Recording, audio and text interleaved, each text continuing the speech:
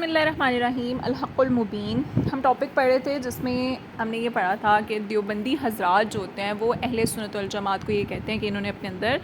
جو ہے وہ مشین لگائی ہوئی ہے کہ ہر ایک کو کافر وغیرہ کہنا شروع کر دیتے ہیں. حالانکہ اصل میں ان کے اپنے جو علماء ہیں وہ بھی اپنے ہی علماء کی عبارتوں کو کفریہ سمجھتے ہیں، لیکن چونکہ ان کی اپنی توہین اس میں نکلتی ہے تو اس وجہ سے اس پر خاموشی اختیار کرتے ہیں، اور اگر ان کو یہ نہ بتایا جائے کہ یہ ان کے اپنے عالموں کی عبارتیں ہیں تو اس پر بھی کفر کا فتویٰ لگا دیتے ہیں. تو اب کوسچن یہ پیدا ہوتا ہے پھر اصل میں مسلمانوں کو کافر کہنے والا ہے کون؟ کہتے ہیں وہی لوگ مسلمانوں کو کافر کہنے والے ہیں جو بات بات پر کفر و شرک کا فتویٰ لگاتے رہتے ہیں. ملاحظہ فرمائیے تقویۃ الایمان، یعنی یہ جو ان کی کتاب ہے نا دیوبندیوں کی، اس کے صفحہ 4 میں، اور بلغت الحیران یہ بھی انہی کی کتاب ہے، اس کے بھی صفحہ نمبر 4 پہ یہ لکھا ہوا ہے. کہتے ہیں ان دونوں کتابوں میں ایسی عبارتیں اور فتوے درج کیے گئے ہیں جن کی روح سے عہد صحابہ سے لے کر، یعنی صحابہ کے زمانے سے لے کر قیامت تک پیدا ہونے والا کوئی بھی مسلمان جو ہے وہ کفر و شرک سے نہیں بچا. یعنی یہ ہر ایک پر ہی اگر دیکھا جائے ان کی عبارتوں کو آپ پڑھیں تو سمجھ میں آتی ہے کہ یہ سب کو ہی کافر کہتے ہیں. حضور پاک صلی اللہ علیہ وسلم کے علم غیب کا قائل،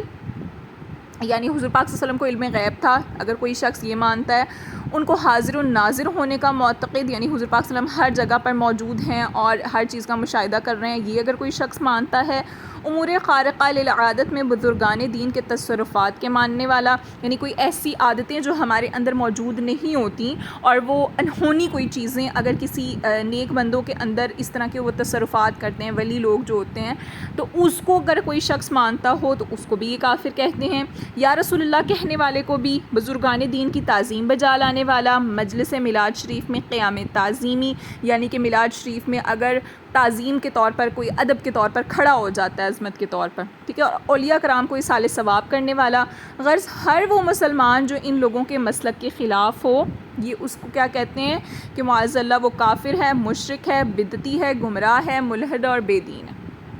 یعنی مسلمانوں کو کافر و مشرک کہتے ہیں اور الزام کس پر لگا لیتے ہیں؟ اہل سنت پر یہ لوگ لگا لیتے ہیں. اب اگلا جو ٹاپک ہے وہ ہے حضور پاک صلی اللہ علیہ وسلم کی افضلیت، جو کہ تمام جو وہ مخلوق پر ہے. تو اس اعتبار سے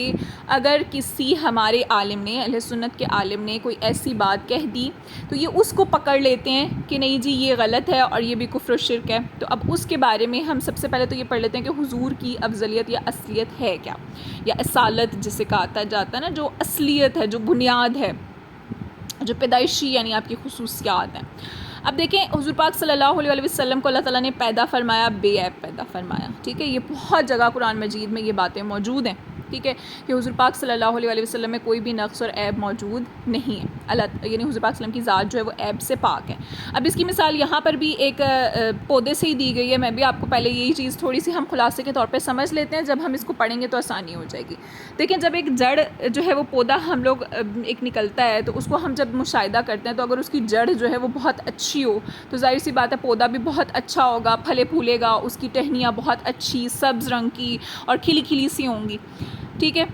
اب یہ کس چیز کی دلیل ہے کہ اگر جڑ اچھی ہے تو اس کا مطلب کہ اس کی ٹہنی بھی اچھی ہو سکتی ہے لیکن بری بھی ہو سکتی ہے.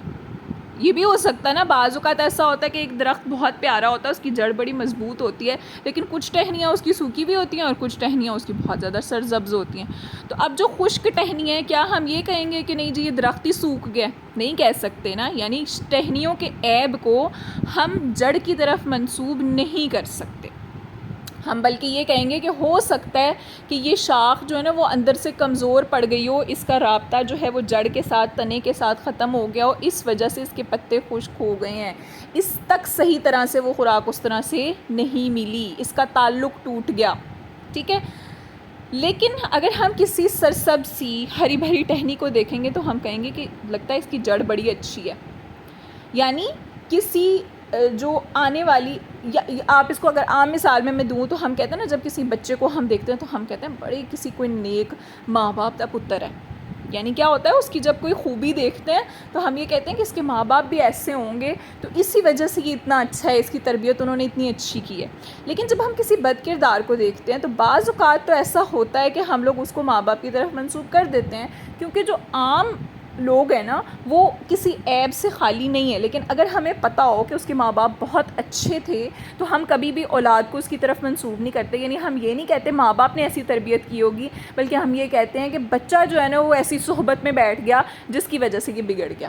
ماں باپ تو بڑے اچھے تھے. تو یہ گویا یہی مثال ہے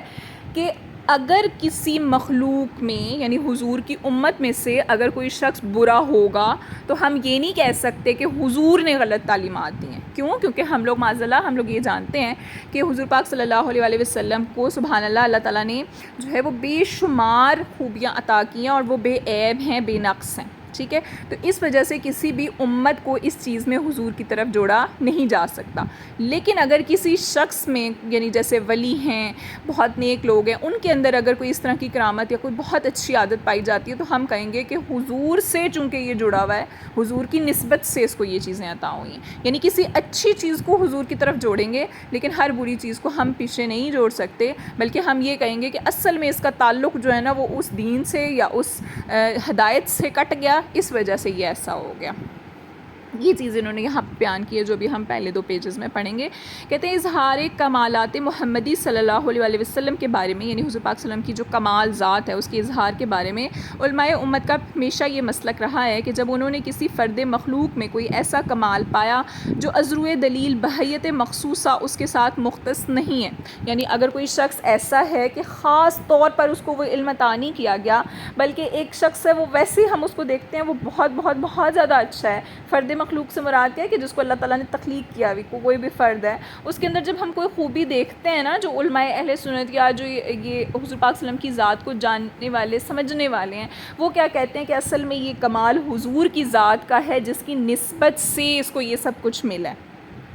ٹھیک ہے، تو اس لیے کہتے ہیں اس کمال کو حضور پاک صلی اللہ علیہ وسلم کے لیے اس بنا پر تسلیم کر لیتے ہیں کہ حضور پاک صلی اللہ علیہ وسلم تمام عالم کے وجود اور اس کے ہر کمال کی اصل ہے. یعنی چونکہ دنیا کے وجود میں آنا، اس دنیا کا وجود میں آنا اور ہر چیز کا کامل ہونا، یہ اس کی بنیاد کون ہے؟ حضور ہیں. یعنی حضور کی وجہ سے کہ دنیا بنی.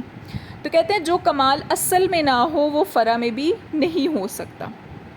یعنی جو چیز بنیاد میں موجود نہیں ہے وہ آگے جو اس کی شاخیں ان میں کیسے آ سکتی ہے؟ تو اس لیے اگر کوئی بھی کمال پایا جائے گا تو وہ اصل میں حضور کی نسبت سے ہوگا. اور کہتے ہیں اس میں کوئی شک نہیں ہے کہ یہ اصول بالکل صحیح ہے. معمولی سمجھ رکھنے والا انسان بھی یہ بات سمجھ سکتا ہے کہ جب فرع کا ہر کمال اصل سے مستفاد ہے، یعنی کہ جو بعد میں آنے والی چیزیں ہیں وہ پچھلی چیزوں کی بنیاد کی محتاج ہیں، انہی سے فائدہ حاصل کرتی ہیں، تو یہ کیسے ہو سکتا ہے کہ ایک کمال جو ہے وہ فرع میں ہو اور اصل میں نہ ہو؟ یعنی بعد والی چیزوں میں تو ایک چیز کامل ہے لیکن پہلی والی چیزوں میں ہم کہیں کہ وہ کامل نہیں ہے، ایسا ہو ہی نہیں سکتا.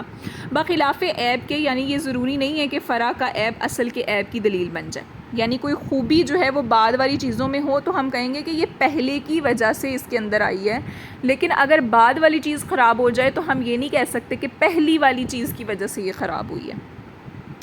اب وہی مثال جو میں نے آپ کو پودے کی دی تھی وہ یہاں پر موجود ہے کہ ہم اکثر دیکھتے ہیں کہ ہرے بھرے درخت کی بعض ٹہنیاں سوکھ جاتی ہیں مگر جڑ تر و تازہ رہتی ہے، اس لیے کہ اگر جڑ ہی خشک ہو جاتی تو اس کی ایک شاخ بھی سرسبز و شاداب نہ رہتی، اور جب سوائے چند شاخوں کے سب ٹہنیاں سرسبز و شاداب ہوں تو معلوم ہوا کہ جڑ تر و تازہ ہے. اور یہ چند شاخیں جو مرجھا کر خشک ہو گئی ہیں اس کی وجہ یہ ہے کہ اندرونی طور پر ان کا تعلق اصل سے ٹوٹ گیا ہے. یہ صحیح ہے. کہتے ہیں بعض اوقات فرع کا عیب جو ہے وہ اصل کی طرف منسوب ہو جاتا ہے، لیکن یہ اسی وقت ہوتا ہے جب اصل میں بھی عیب پایا جائے، اور جب اصل کا بے عیب اصل کی طرف منسوب نہیں ہو سکتا. اور اس میں شک نہیں کہ اصل کائنات یعنی حضور پاک صلی اللہ علیہ وسلم کا بے عیب ہونا دلیل سے ثابت ہے.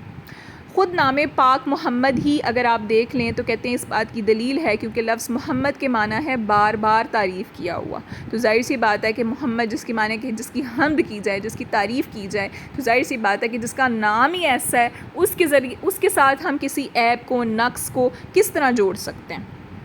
اور کہتے ہیں ظاہر ہے کہ نقص اور عیب مذہب کا میرے خیال مذمت ہوگا، یہ اب لفظ پتہ نہیں انہوں نے کیا لکھا ہوا ہے، ٹھیک ہے، اس کا جو وہ موجب ہے اور نہ ہی تعریف کا، لہٰذا واضح ہو گیا کہ موجودات ممکنہ کے عیوب و نقائص اصل ممکنات یعنی حضور پاک صلی اللہ علیہ وسلم کی طرف منسوب نہیں ہو سکتے. موجودات ممکنہ یعنی یہ جو اب چیزیں موجود ہیں، اب جو لوگ موجود ہیں، یا جو موجود ہونے والے ہیں، اگر ان کے اندر کوئی عیب یا کمی یا نقص پایا جائے گا تو ہم اس کو حضور کی طرف منسوب نہیں کر سکتے، بلکہ ان کا اصل عیب یہی ہے کہ وہ باطنی اور معنوی طور پر اپنی اصل سے منقطع ہو کر اس کے فیوز برکات سے محروم ہو گئے۔ علی ھذا القیاس، یعنی اسی بنیاد پر ہم کہہ سکتے ہیں کہ موجودات عالم، یعنی اس دنیا میں جو چیزیں موجود ہیں ان کا ہر کمال جو ہے وہ کمال محمدی کی دلیل ہے، یعنی ان کے اندر تمام خوبیاں جو ہیں نا وہ حضور کی خوبیوں کی دلالت ہیں، مگر کسی فرد میں عیب معاذ اللہ حضور پاک صلی اللہ علیہ وسلم کے عیب کی دلیل نہیں ہو سکتا، کیونکہ جس فرد میں عیب پایا جاتا ہے در حقیقت وہ اندرونی اور باطنی طور پر اصل کائنات، یعنی جو کائنات کی بنیاد ہے، یعنی کہ روحانیت محمدیہ صلی اللہ علیہ وسلم علی صاحبہ الصلاۃ والتحیہ سے منقطع ہو چکا ہے، گویا اصل سے کٹ جانا ہی عیب ہے۔ اب کہتے ہیں اسی اصول کے مطابق حضرت مولانا عبدالسمیع بیدل رحمۃ اللہ علیہ مصنف انوار ساطعہ نے تحریر فرمایا تھا کہ جب چاند سورج کی چمک دمک تمام روئے زمین پر پائی جاتی ہے، یعنی چاند اور سورج جو ہے نا وہ تمام زمین کو منور کرتے ہیں، وہ ہر جگہ ان کی روشنی آ جاتی ہے، اور شیطان اور ملک الموت تمام محیط زمین پر موجود رہتے ہیں، یعنی تمام زمین پر شیطان بھی موجود ہیں اور ملک الموت یا جو موت کا فرشتہ ہے وہ بھی موجود ہے، تو حضور پاک صلی اللہ علیہ وسلم کا اپنی روحانیت و نورانیت کے ساتھ بیک وقت بہت سے مقامات پر تمام روئے زمین میں رونق افروز ہونا اور اس کا علم رکھنا کس طرح کفر و شرک ہو سکتا ہے۔ یعنی دیکھیں نا، حضور پاک صلی اللہ علیہ وسلم اس کائنات کی تخلیق کی وجہ ہیں، تو اس کائنات میں جو چیزیں جب تخلیق ہوئیں بعد میں آئی نا، چاند سورج تو بعد میں آئے ہیں، حضور سب سے پہلے تھے، تو حضور اصل میں بنیاد تھے، حضور اصل میں جڑ، حضور جو ہے وہ اصل میں جو ہے وہ ایک جڑ تھی، جو ایک بنیاد تھی، جو اصل تھی۔ تو کہتے ہیں کہ بعد والی جو چیزیں، یعنی چاند اور سورج جب ہر جگہ ہو سکتی ہیں تو حضور ہر جگہ کیوں نہیں ہو سکتے؟